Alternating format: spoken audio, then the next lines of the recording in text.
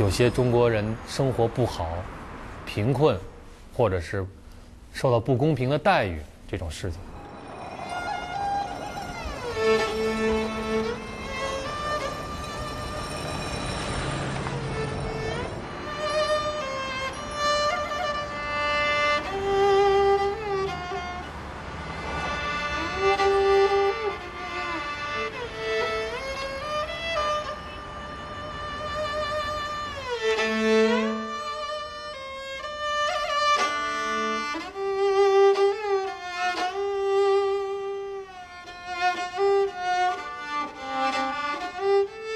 I think that we're coming into a time now where China's finding its footing. It can be something that is at once distinctly modern and unashamedly modern, and distinctly and unabashedly Chinese.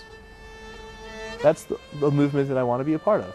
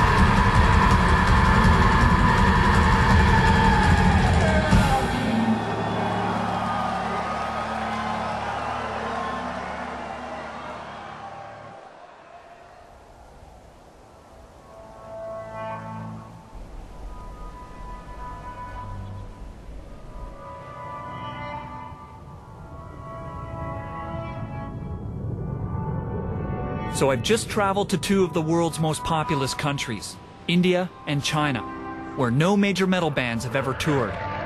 And yet in the middle of the Pacific Ocean, an impoverished nation with the largest Muslim population in the world has had several big metal concerts, even while under an oppressive dictatorship.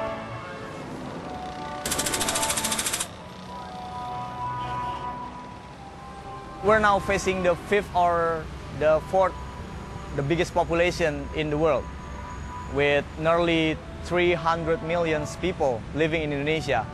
Unemployment here is staggering, how bad unemployment is. I mean, officially it's only like 10 or 11%, but unofficially it's probably more like 40%. Right. You know, and that's a lot of people. It's a big country. You can be in like the most plush corporate high-rise, you know, area, and then right next to it there's like shanties right there on the street. I mean, people literally living in the gutter. And it's ironic to see so many poor people in the country who has a mountain of diamonds, sea of gold. That's ironic, huh? That's Indonesia. Hello, Indonesia! Non-conformity in my inner self!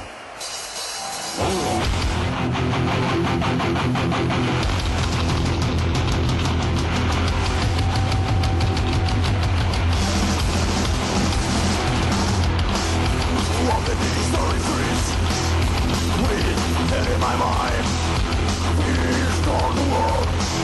I won't follow rules, but the beach's eyes. I think there's a whole thing connected to Brazil and where I'm from. Fans connect to third world lyrics because this is their lyrics. When I'm singing about inner self of growing up in these fucked up streets and shit, the Indonesian fans reading some of those lyrics, they feel connected to it. Sepultura are coming from the third country as well, and Indonesia, with poor injustice everywhere, starving people, you know, the corruption. They're singing about that too in their lyrics. You know, it's some match with what happened in this country all over the years. Halfway through the show, the kids got so crazy. Fucking place, chaos, man, hell broke loose in the mosh pit. A couple minutes after that, they stopped the entire show and had these huge bamboo sticks. And they were like kind of beating like the first row of kids. And they made 20,000 people sit down on the floor without making one sound. You know, it's like, I never seen anything like that in my life. You know, it was like, none of us, man, I think we're like, holy shit. We played for the first time ever here. We're so fucking proud to be playing in front of you. I'm sorry for everything that happened tonight. It's a lot similar. The kids in Brazil or in Eastern Europe, rebellion, fucking pissed off, real pissed off about the shit, the way the life is how they had to, you know, they grew up in this shithole and pretty much gonna die in this shithole. So what do you do about it, you know? So metal comes in.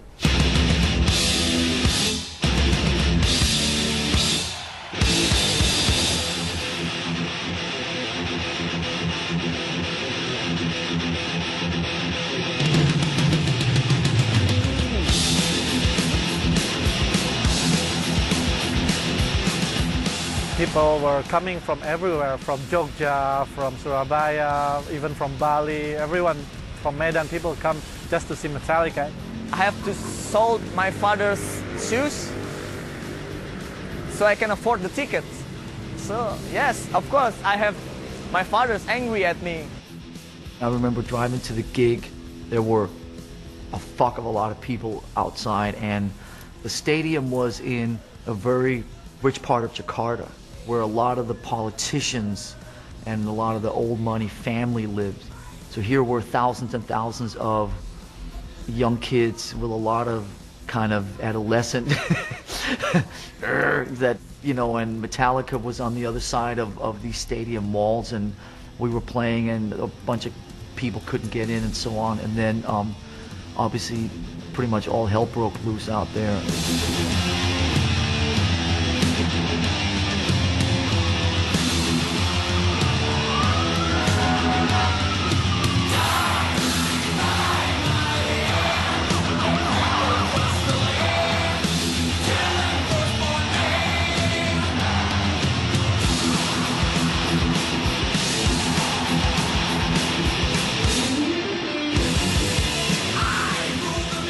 We're sitting up on stage playing, doing our thing, and you can see like fires and smoke and all the, you know, police sirens and, you know, all that crap. And it was just, they basically just fucking tore the whole neighborhood up. The army chased us and was like, I was yelling, sir, I got tickets, I want to get in the stadium. We can't get in the stadium. And he was like staring at us, you black t-shirt fucks, you all communist, and then start swaying with everything, and we just run away. And I got hit in my head too.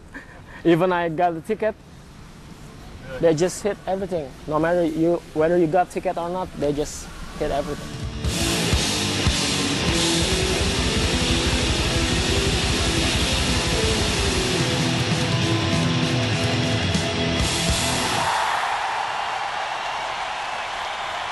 After the Metallica's concert, they banned all the metal show. They banned all the rock concert from the international acts, of course, because they thought that it's kind of bring a bad impact for Indonesian youth. Because, you know, it's like a mass demonstration. Yeah. It's like a mass demonstration, just like what we had in 1998, the May Revolution, while Suharto stepped down by the student movement.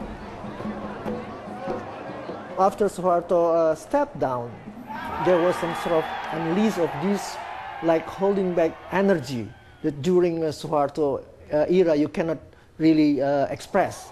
So everywhere, and people all of a sudden got sort of liberated from all this, you know, oppression. You know, like 52 years is not a short period. You know, so they feel like now I can do almost anything. Not long after Suharto stepped down, we have a very political underground scene here.